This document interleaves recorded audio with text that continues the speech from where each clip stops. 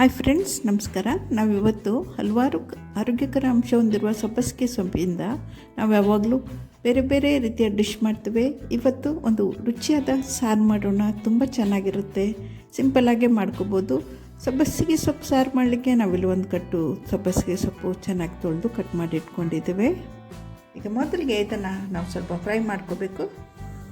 ಸಬ್ಬಸಿಗೆ ಸೊಪ್ಪು ಫ್ರೈ ಮಾಡಲಿಕ್ಕೆ ಗ್ಯಾಸ್ ಮೇಲೆ ಒಂದು ಬಾಣಲೆ ಇಟ್ಟಿದ್ದೆ. ಒಂದು ಚಮಚ ಎಣ್ಣೆ ಹಾಕ್ಕೊಂಡಿದ್ದೇನೆ. ಮೊದಲಿಗೆ ಕಟ್ ಮಾಡ್ಕೊಂಡಿರೋ ಒಂದು ನೀರುಳ್ಳಿನ ಹಾಕ್ಕೊಳ್ಳೋಣ. ಹಾಗೆ ಸ್ವಲ್ಪ ಬೆಳ್ಳುಳ್ಳಿ ಕೂಡ ಸೇರಿಸ್ಕೊಳ್ಳೋಣ.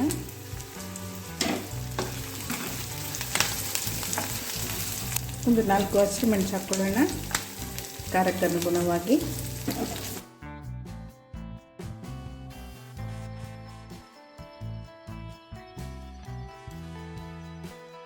ಈಗ ನಾವು ಕ್ಲೀನ್ ಮಾಡಿ ತೊಳೆದಿಟ್ಕೊಂಡಿರುವಂಥ ಒಂದು ಕಟ್ಟು ಸಬ್ಬಸಿಗೆ ಸೊಪ್ಪು ಸೇರಿಸ್ಕೊಳ್ಳೋಣ.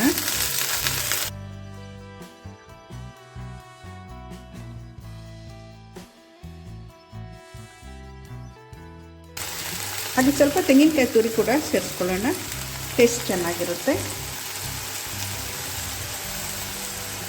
ಹಾಗೆ ಸ್ವಲ್ಪ ಹುಳಿ ಸೇರಿಸ್ಕೊಳ್ಳೋಣ. ಈಗ ಇದನ್ನೇ ಚೆನ್ನಾಗಿ ಫ್ರೈ ಮಾಡೋಣ.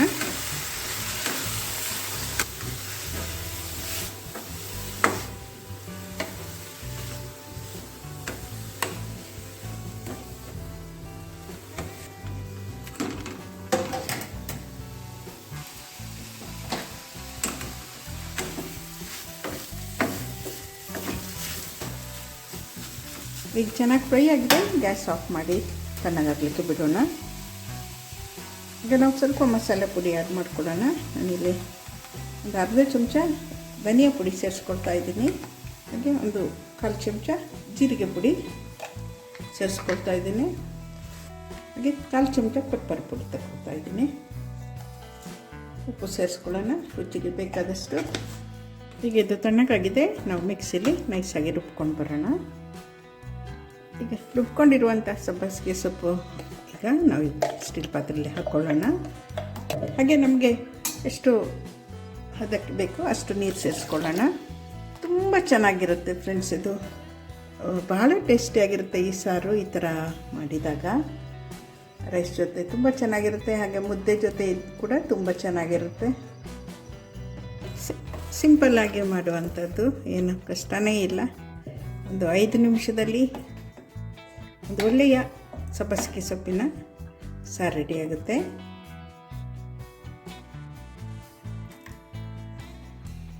ನಾವು ಸ್ವಲ್ಪ ಉಪ್ಪು ಸೇರಿಸ್ಕೊಳ್ಳೋಣ.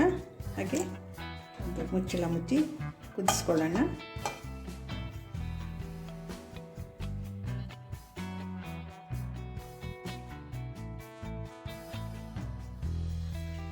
ಚೆನ್ನಾಗಿ ಕುದ್ದು ರೆಡಿಯಾಗಿದೆ. ನಾವು ಮೊದಲೇ ಎಲ್ಲ ಮಸಾಲೆ ಸೊಪ್ಪನ್ನು ಫ್ರೈ ಮಾಡಿರೋದ್ರಿಂದ ತುಂಬ ಕುದಿಸ್ಕೊಳ್ಳೋ ಅವಶ್ಯಕತೆ ಇಲ್ಲ. ಇದು ರೆಡಿಯಾಗಿದೆ. ಕೊನೆಯದಾಗಿ ಒಂದು ಒಗ್ಗರಣೆ ಹಾಕ್ಕೊಬಿಡೋಣ.